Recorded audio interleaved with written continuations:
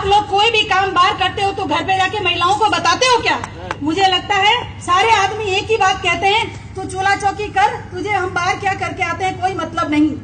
मैं पूछना चाहती हूँ सरकार से, जब बाहर के हुए किसी भी कार्य में महिला का कोई रोल नहीं होता तो हमारी बहन, माँ, बेटी और उनकी पत्नी को परेशान क्यों किया जा रहा है?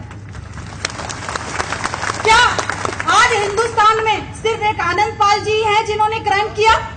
इस हिंदुस्तान के अंदर और भी मोस्ट वांटेड हैं, बहुत सारे लोग हैं जिन्होंने क्राइम किया है, उनके परिवारों को तो कोई परेशान नहीं कर रहा, सिर्फ हमारे बंधु को ही क्यों परेशान किया जा रहा है? मैं राजस्थान के सारे प्रशासनिक अधिकारियों से जो आज इस केस के अंदर इन्वॉल्व हैं, उन सारे अधिकारियों से ये निवेदन करना चाहती हूँ। आदरणीय आनंद पाल जी की वाइफ ने भी, कोई दिनेश जी एक अधिकारी हैं, उनके अंदर अपना विश्वास व्यक्त किया है।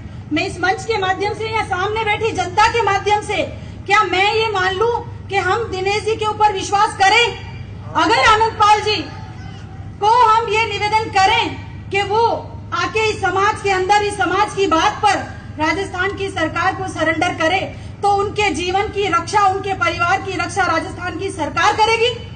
अगर ये आश्वासन राजस्थान की सरकार और हिंदुस्तान की सरकार देती है तो हम उनसे निवेदन करेंगे कि वो आके राजस्थान की सरकार को सरेंडर करे। मैं निवेदन करना चाहती हूँ राजस्थान की यशस्वी मुख्यमंत्री से कि हिंदुस्तान के अंदर एक ही मोस्ट वांटेड अपराधी नहीं हुआ है, बहुत सारे मोस्ट वांटेड अपराधी हुए हैं। मैं फूलन देवी जी का जिक्र करना चाहूंगी कि वो भी एक पीड़ित महिला थी, उनको भी अपने ऊपर हुए अत्याचारों के लिए हथियार उठाना पड़ा, उन्होंने हथियार उठाया, लेकिन हिंदुस्तान की सरकार ने, हिंदुस्तान की जनता ने उन्हें वापस समाज की मुख्य धारा में आने का एक मौका दिया। क्या मेरे बंधु के साथ ऐसा नहीं हो सकता?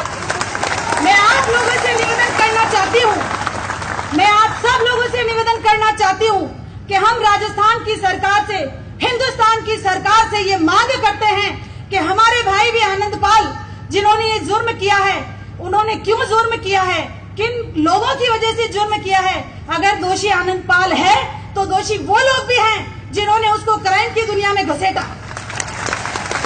मैं निवेदन करना चाहती हूँ राजस्थान की यशस्वी मुख्यमंत्री और प्रशासन के सारे अधिकारियों से कि आप उन कारणों को खोजिए जिसकी वजह से राजस्थान के अंदर आनंद पाल जैसे एक समाज के साधारण युवक को दिशा से भटकना पड़ा और आज हिंदुस्तान का मोस्ट वांटेड उनको करार किया जा रहा है। मैं राजस्थान की मुख्यमंत्री से ये भी पूछना चाहती हूँ, आदरणीय यशस्वी मुख्यमंत्री जी से, मैं यहाँ पर बोल रही हूँ एक माँ की पीड़ा, उनसे मेरी बात हुई है, वो अपने शब्दों में आपको नहीं कह सकती क्योंकि वो एक घर में रहने वाली महिला है, उनके विचार मैं अपने मुंह से व्यक्त कर रही हूँ।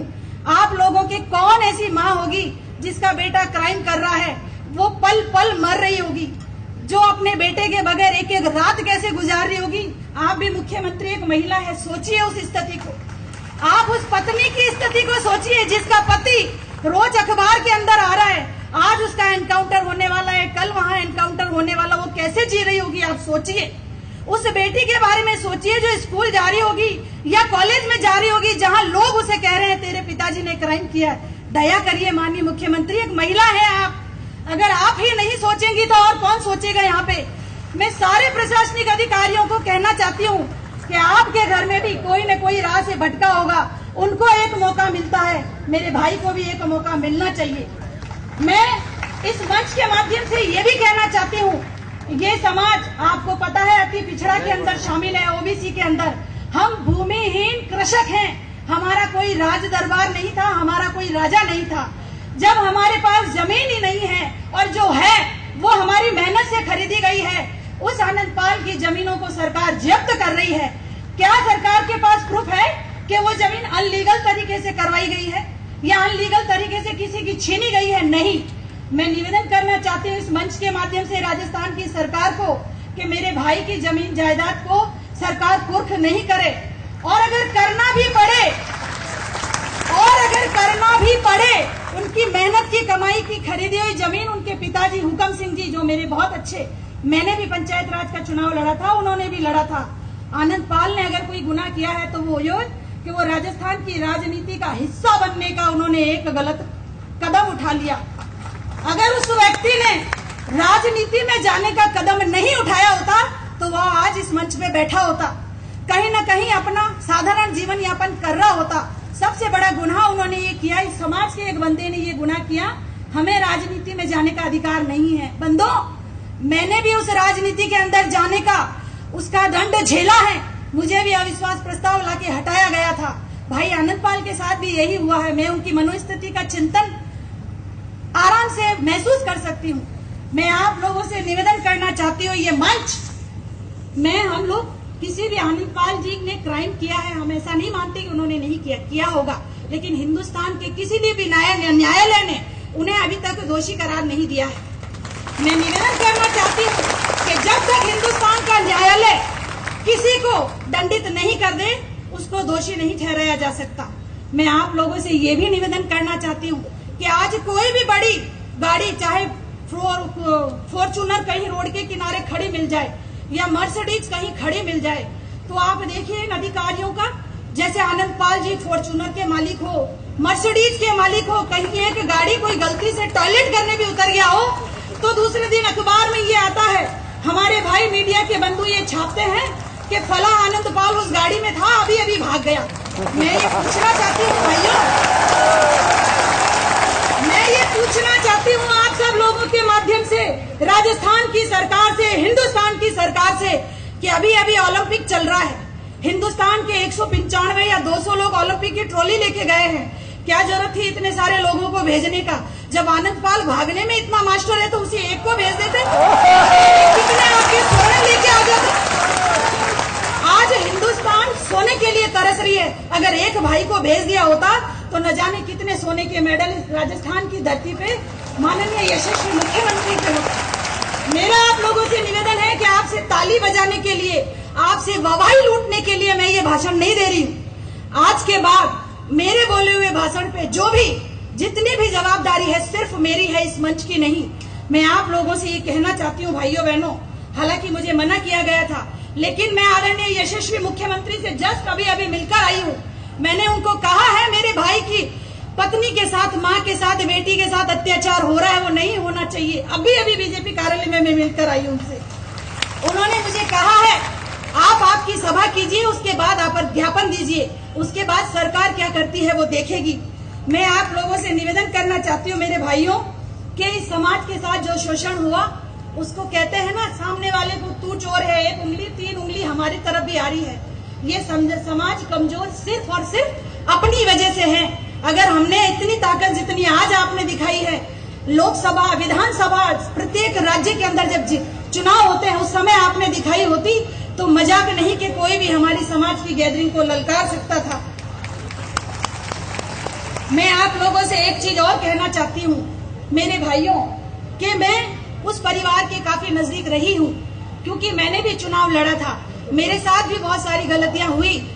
मैं हुकुम सिंह जी से पहली बार मिली थी किशनगढ़ के कार्यक्रम में, तब उन्होंने एक विनती की थी समाज के सामूहिक विवाह सम्मेलन में। ऐसे ही एक मंच था जहां पर बहुत सारे लोग इकट्ठे हुए थे।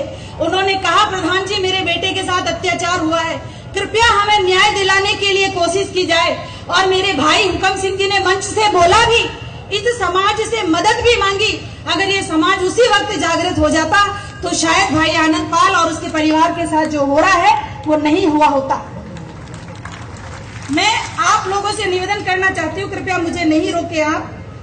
मैं राजस्थान की सरकार और राजस्थान के यशस्वी जितने भी प्रशासनिक अधिकारी हैं, हम आपसे निवेदन करना चाहते हैं कि अगर आपकी तरफ से हमें आनंदपाल के लिए आश्वासन मिले कि एक मौका उन्हें समाज की वापस मुख्य धारा में जुड़ने के लिए दिया जाएगा, या उन्होंने क्राइम क्यों किया, उनके साथ इतने सारे अत्याचार हुए, उन अत्याचारों के अंदर दोषी लोग कौन थे। अगर आनंदपाल दोषी हैं तो वो लोग भी बराबर के दोषी हैं जिन्होंने उसको क्राइम की दुनिया के अंदर घुसेड़ा। उन लोगों को भी वो सजा मिलनी चाहिए जो भाई आनंदपाल को मिल रही है। मैं आप लोगों से फिर निवेदन करना चाहती हूँ भाइयों, तालियां बजाने से काम नहीं चलेगा। यहाँ पर 3-4 दिन बाद हिंदुस्तान के गृह मंत्री जी आ रहे हैं। अगर आप में ताकत हो और ताकत का प्रदर्शन करना चाहते हो, न्याय लेना चाहते हो, तो राजस्थान की विधानसभा पे आप धरना दीजिए। जब तक आपको न्याय नहीं मिले तब तो बात है, नहीं तो आपने मेरा भाषण सुना और मेरे भाइयों का भी भाषण सुना और कब से झटक लिए और यहाँ से चल दिए तो ऐसे न्याय नहीं मिलने वाला है बंधुओं। न्याय लेने के लिए त्याग करना पड़ेगा। सब जने कहते हैं कि गुर्जर समाज ने इतने सारे अधिकार ले लिए। भाइयों बहनों, मैं आप लोगों से निवेदन करना चाहती हूँ, गुर्जर लोगों ने 60 से 70 माथे कटाए हैं, हमारे एक बंधु ने नाखून नहीं कटाया। आप अधिकार की बात करते हो, अधिकार लेने के लिए त्याग करना पड़ेगा। आप सब लोगों से मेरा निवेदन है, राजस्थान के यशस्वी मुख्यमंत्री से निवेदन है, हिंदुस्तान के प्रधानमंत्री से निवेदन है कि एक मौका हमारे भाई आनंदपाल को मुख्य धारा में जोड़ने का हमें भी दिया जाए। हम रावणा राजपूत समाज जिंदगी भर इन सरकारों के एहसानमंद रहेंगे अगर ऐसा होता है तो। आपने मेरा भाषण सुना, मुझे मौका दिया, इसके लिए बहुत बहुत धन्यवाद।